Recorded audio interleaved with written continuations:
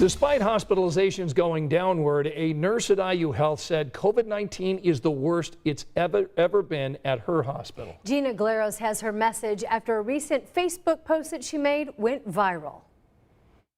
Katie Klavka and two other nurses in Muncie hug each other tight. I love what I do, and it is a privilege to be with someone at the end of their life, and I would rather not be at so many. Their hospital, IU Health Ball Memorial, is in full crisis mode, treating anywhere from 80 to 100 COVID patients at a time. What we started with is not the same virus we're dealing with now. So it's a version of it, but it's the worst version of it.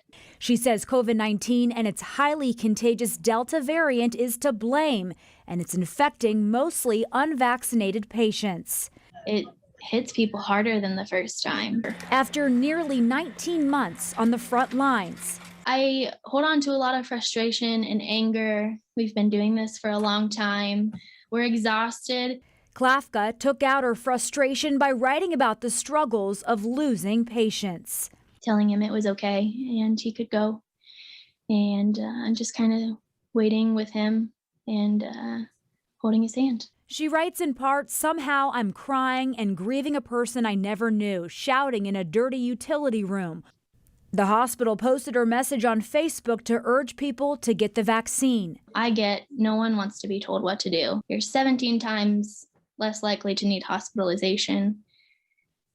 And at that most basic form, take away everything else. The vaccine makes sense.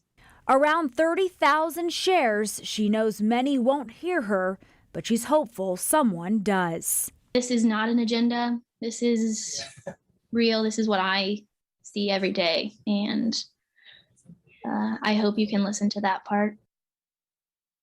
Now, the president of IU Health Ball Memorial Hospital says right now COVID patients occupy about 40% of the beds.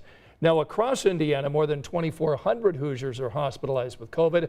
It's about the same number that we saw last January.